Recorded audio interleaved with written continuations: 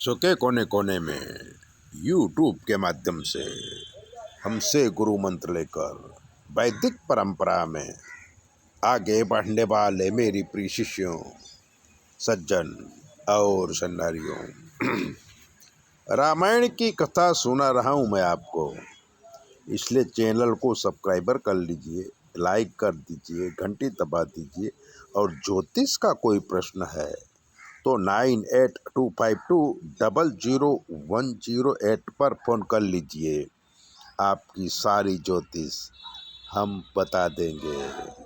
अब चलिए कथा करते हैं। तो रावण की सभा में अंगद, इसकी कथा करेंगे।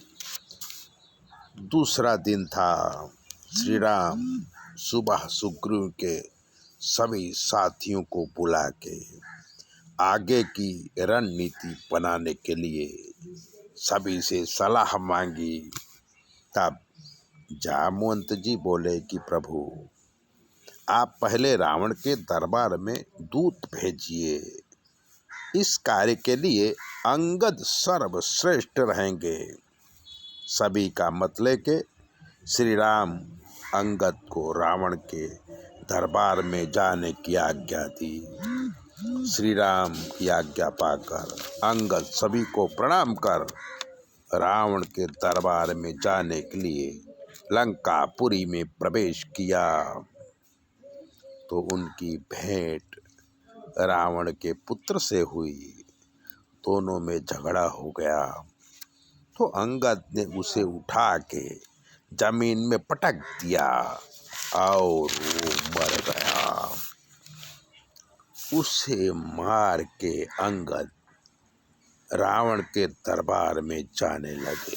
रास्ते में उन्हें देख राक्षस अपने घर में घुस जाते और दरवाजा बंद कर लेते।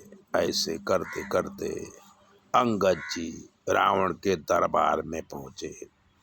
अंगद को देख रावण बोला कि रे दुष्ट बानर, तू कौन है और हमारी दरबार में क्यों आया है? अंगद जी बोले कि मैं तुम्हारे मित्र बाली का पुत्र और श्री राम का दूत अंगद हूँ।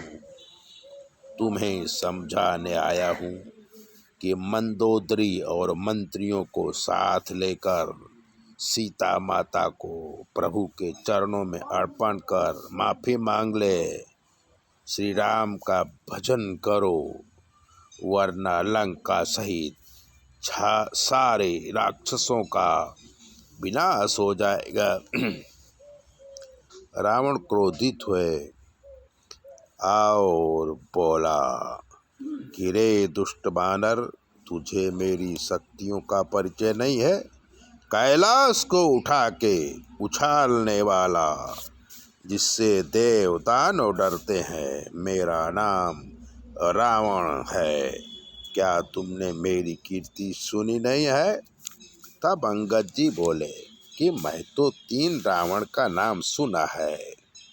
एक रावण बलि को जीतने के लिए पाताल गया था। तो छोटे छोटे बच्चे उसे बांधकर घोड़ों की जगह पर बांध दिया था और मारते थे। तब बलि को दया आई और उन्होंने उसे छोड़ दिया था।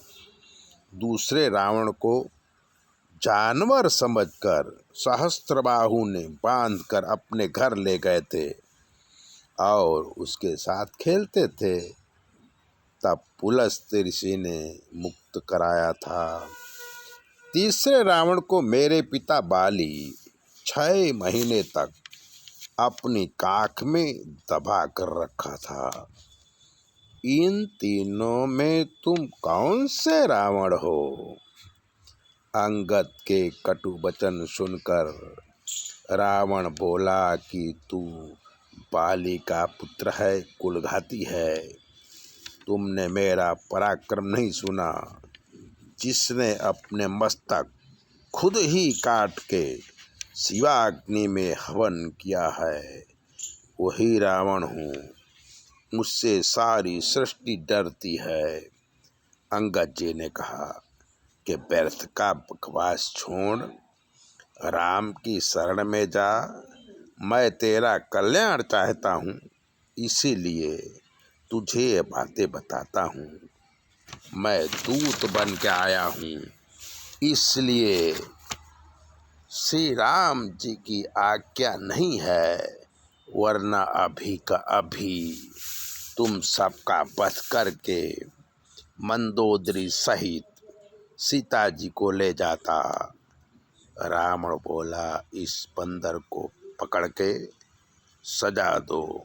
और अंगद जी अपना पैर जमीन पर दबाते हुए बोले कि कोई वीर मेरा पैर जमीन से हिला देगा तो बिना युद्ध किए हम सीता जी को हार कर चले जाएंगे।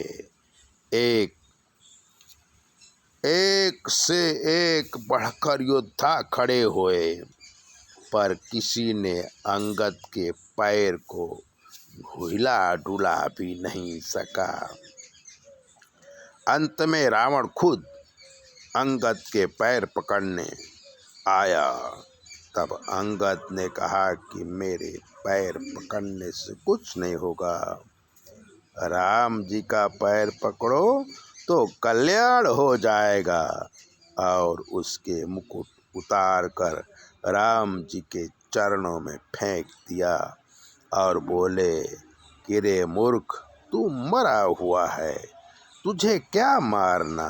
संसार में ये लोग मरे हुए हैं, कामी, दारू पीने वाला, कंजूस, मूर्ख, दरिद्र, अपयसी, खूब बुद्धि, दुष्ट बुद्धि, क्रोधी, रोगी, भगवान का विद्रोह, वेद और शास्त्रों की निंदा, सिर्फ अपना पोषण करने वाला, निंदक और पाप करने वाला, इस प्रकार 14 प्रकार के मनुष्य मरे हुए हैं। तू काल के बस में है और मरा हुआ है, मैं तुझे नहीं मारता। ऐसा कहकर अंगद श्री राम जी की शरण में जाने के लिए निकल पड़े। ये है रामायण की कथा। चैनल को सब्सक्राइबर करिए, लाइक करिए। जय भोले।